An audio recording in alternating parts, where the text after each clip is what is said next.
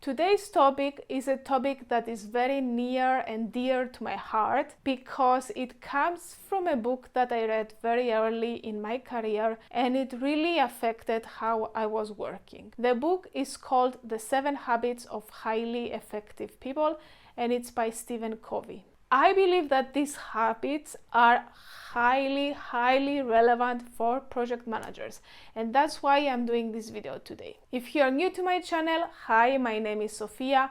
I am a project manager and a business manager, and in this channel I am sharing tips, techniques and tools that will help you become more successful in your career. Stay until the end of the video for an exclusive opportunity to have a call with me and create your own plan on how to develop these habits. The first habit is proactiveness. Now, when it comes to being proactive, when it comes to anticipating the future, Stephen Covey talks about the 2 circles.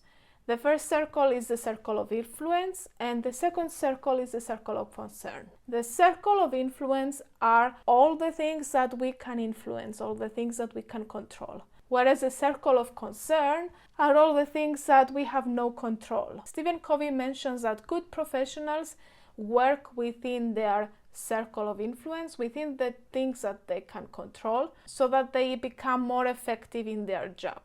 As a project manager, there is a list of things that you can control within your project. There will be delays, there will be challenges, there will be roadblocks. Good project managers have a risk plan, but great project managers do something else. They work on increasing their circle of influence. They work on their relationships, they work on communication, and this way they have a good influence or a good circle of influence of all the things surrounding the project.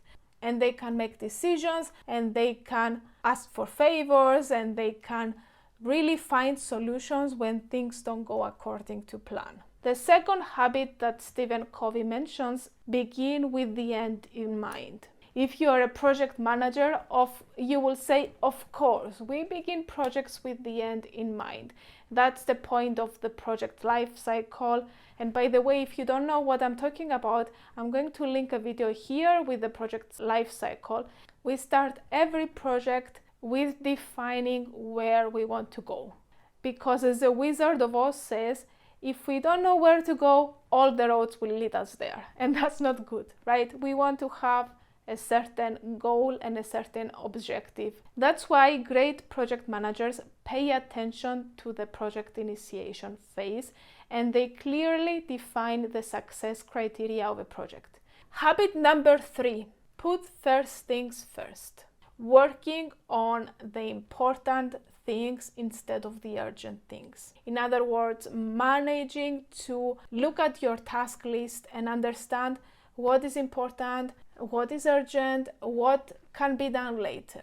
Planning and prioritization are essential skills for project managers. You need to learn to understand what is important, because there will be times in the project where you will have to shift things around, and you will need to understand what is important, what will affect the progress of the project, and most of all, what will affect the success criteria of your project.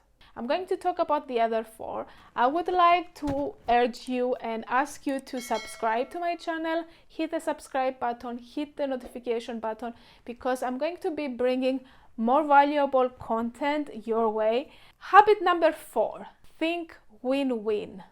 Here is the truth about projects. You can have all the great project management tools in the world, you can have all the great analytics tools in the world. It's not the tools that are executing the project. People do. You need to be able to influence people. We talked about it in the first habit. In many projects, there will be different stakeholders, and different stakeholders might want different things. This is especially true in change projects. I remember a long time ago, I was managing the reconfiguration of an airport ramp. And there were many people involved in this project, and each entity had a different agenda. For example, the firefighters, they were interested in making sure that the new configuration was safe. The airlines were interested in making sure that the new configuration was efficient for their flights. When it comes to coordinating all the different stakeholders, think about this question: what's in it for them? If you know what's in it for them, you can find the way to motivate them, you can find the way to better communicate and to negotiate with them. The fifth habit is seek to understand and not to be understood.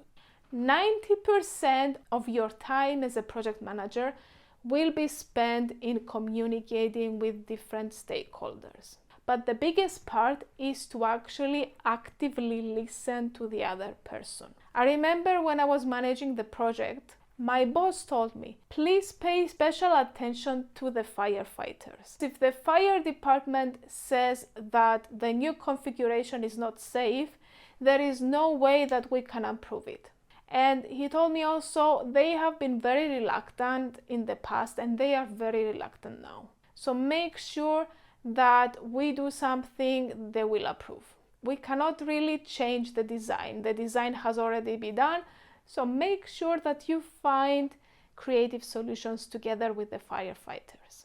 I needed to develop an attitude that, you know what, I am coming here to understand where you're coming from. If I would go there to impose something, the project would be finished. So the minute I called the chief of the fire department to talk to him, that he disagrees with the new configuration and there was no way he would approve it. So I said to him, that's okay, I don't need you to approve it. I'm just coming to discuss it with you and listen to you and hear your thoughts about what we can do in order to have a safe airport. With this statement, I opened the doors of communication. He started to understand where I was coming from. The sixth habit that project managers should develop is synergize. There is a saying that says, if I have $1 and you have $1 and we exchange, we will both have $1. But if I have one idea and you have one idea and we exchange, we will each have 2 ideas. Your job as a project manager is to discuss with people, is to bring people together, is to find ways that people can help each other in order to successfully complete the project. And if you don't know what synergy means with our combined actions, we create something great. The seventh high performance habit of project managers is the so-called sharpen the saw. It's the analogy of having a great knife. You can have a great knife, let's say a Japanese knife with the right weight, is cutting very well the food and it's your best tool ever. It will not be your best tool forever because the blade of the tool will become less effective the more time passes. Sharpening the saw is about continuing to learn and continuing to improve. If you want to have a mentor and a person who is really invested in your success, click on the button below, on the link below, where I will be giving you a link to book a 15-minute call with me, and we can discuss specifically what are the skills and the habits you need to develop in order to become more successful in your career as a project manager. And in the next videos that you will see up here, I will be talking about how to become more proactive yourself and how to help your team become more proactive.